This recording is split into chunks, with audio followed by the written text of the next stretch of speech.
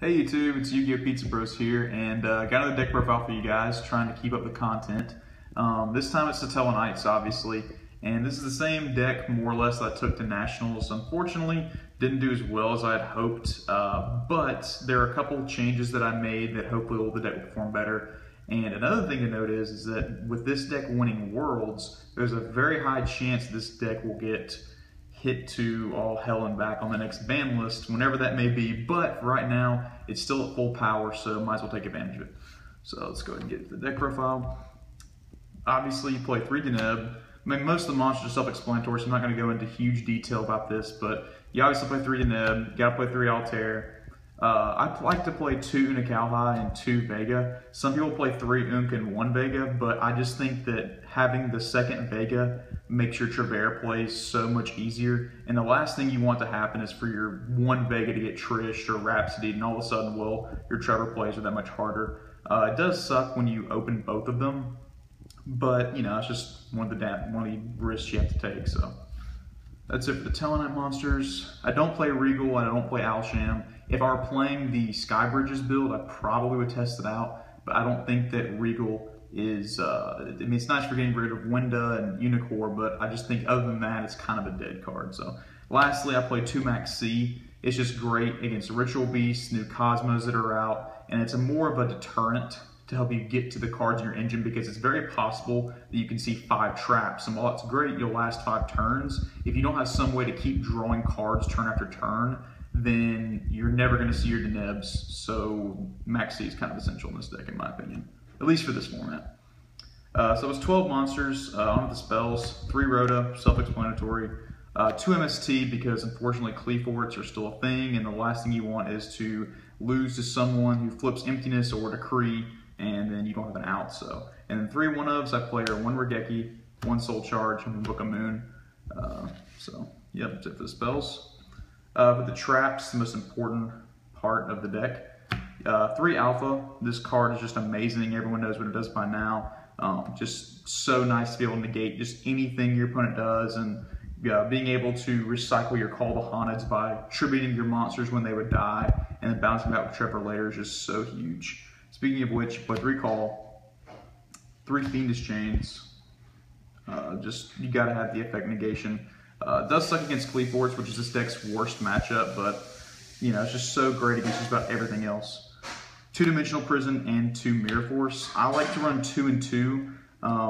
A lot of times when your opponent sees that you're playing one or the other, they usually don't expect, you know, like say if they attack into a deep prison, they usually don't expect you to also be playing Mirror Force, and especially at multiples. And Dimensional Prison is so useful for getting rid of problem cards like Winda or Unicorn or even a Trish, and that way you just don't have to worry about it for the rest of the game. And then Mirror Force is great to keep, you know, Yosenjus and Klees and Necros from just OTKing you. 2 Mind Crush, it's great against pretty much the entire meta. And then that's all for the multiples. For the one-ofs, you play 1 Oasis. If Altair gets hit, which I'm assuming it probably will, I'll probably bump this up to 2, maybe even 3. But at the moment, I think 4 Call to Haunteds, since you're playing Soul Charges, is more than enough. 1 Bottomless, 1 Emptiness, 1 Torrential, 1 Warning. All those are self-explanatory. So that's it for the main deck. People ask me if I would play the Sky Bridges build, and it's something I've tested around with, and I actually have fun playing it. And really the only things I would change, I'd probably take out the Book of Moon and then the 2 Max Cs for 2 Sky Bridges and probably an Alsham or maybe a Regal. That's another build, especially if the deck gets hit, which I might go back to. But for now, I think just the standard build without the Sky Bridges is the best. So on to the extra deck.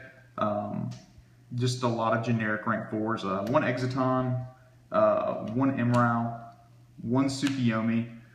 This card, I cannot tell you how amazing this card is, and I actually do know some Tellarknight players that still don't play this card, but it's just so amazing the amount of advantage you can get. You know, you summon Vega, then Deneb, search an Altair, set all your back row, and then want to draw into a Call to Haunted, and just you keep plussing. And if they don't get rid of it next turn, then chances are you're going to plus even harder. So 1 Cowboy steals games, 1 101, 1 Castell, 1 Karen Gorgon. I actually like this card a whole lot, especially after you've sided, because you can sit there and protect your floodgates like Iron Wall and it's it's really hard for your opponent to deal with that, especially if you're playing against Ritual Beast or Infernal or something like that. 1 Rhapsody, 1 Dweller, 103, excuse me. A lot of people don't play this anymore because Yosenju has kind of died down a little bit, but to me, I just hate Yosenju so much that I just have to have it in there, because as soon as I take it out, I mean, I'll get just stomped on by Yosenju every time. I'm just bad, I don't know. But, so that's all the generic stuff. I play 186. This guy is just insane. If you can make him with 5 materials, 99% of the time you're going to win.